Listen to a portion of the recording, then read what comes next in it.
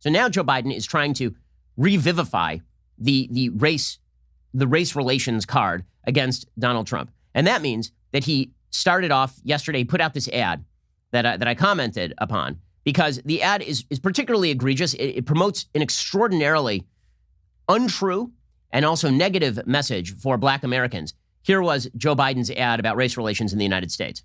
Why in this nation do Black Americans wake up knowing that they could lose their life in the course of just living their life? Part of the point of freedom is to be free from brutality, from injustice, from racism, and all of its manifestations. We have to let people know that we not only understand their struggle, but they understand the fact they deserve to be treated with dignity. They gotta know. The key to this ad is the first line that Joe Biden says, right? So Joe Biden says, why in this nation do Black Americans wake up knowing they could lose their life in the course of just living their life?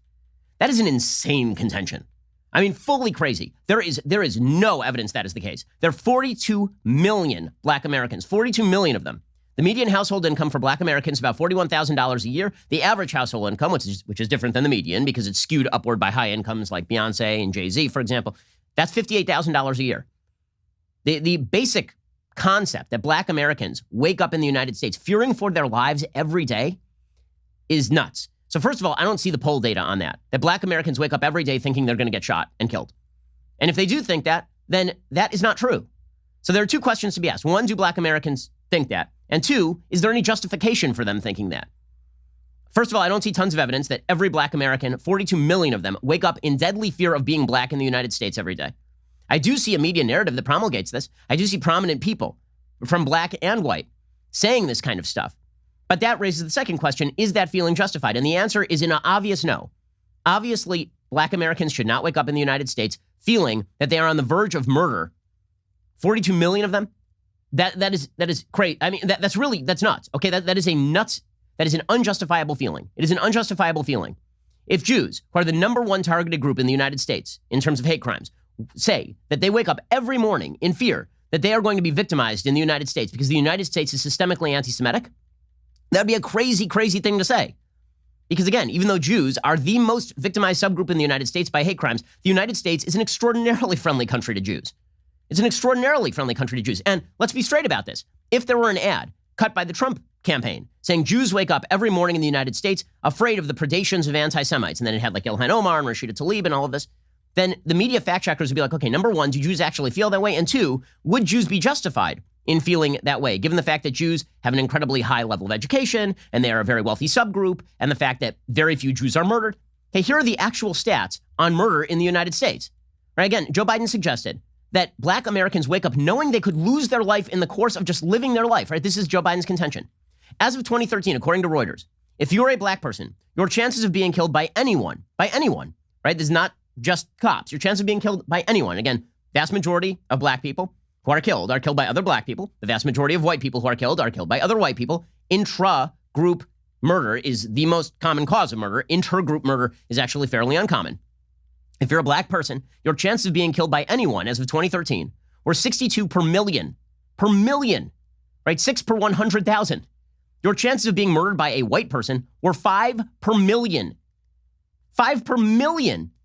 Okay, according to the Washington Post database of police shootings, 14 Black Americans were shot while unarmed by the police in 2019. 14, which amounts to a rate of 3 per 10 million. 3 per 10 million. 1 per 3.333 million. That is the rate of being shot unarmed by the cops. So if you wake up is there any person in America who wakes up thinking about their 1 in 3.4 million chance? Their 1 in 3.3 million chance of dying that day? No one thinks that way. No one does risk assessment that way. But because the media have blown up every racial narrative in the country to extraordinary proportions, that's the real reason. So if a lot of Black Americans feel like they're on the verge of murder in the United States, that is solely due to media malfeasance. That is not due to any statistical reality at all. Now, in a normal world, what we would do is we would say, okay, the media malfeasance should stop.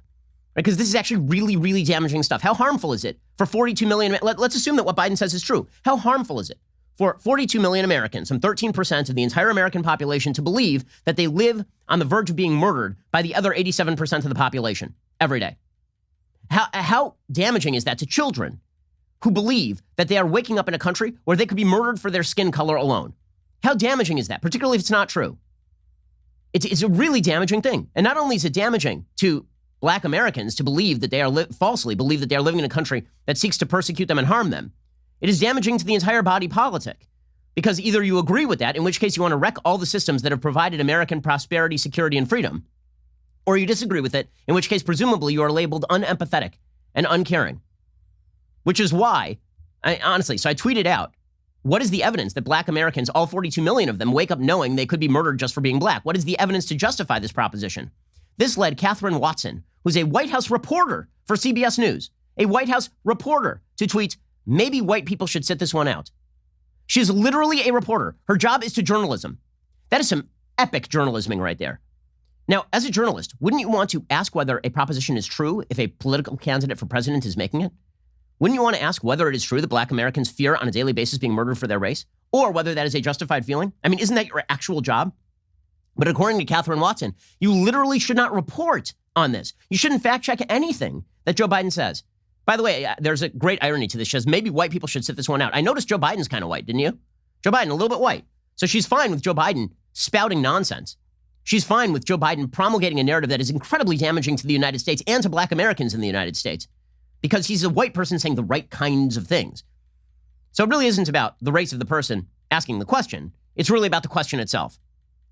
And this is going to lead to an impasse in American politics and an impasse in American life. Facts don't care about your feelings, and it's a fact that The Ben Shapiro Show is the largest conservative podcast in the nation. Be sure to hit the subscribe button to stay up to date on all of our content.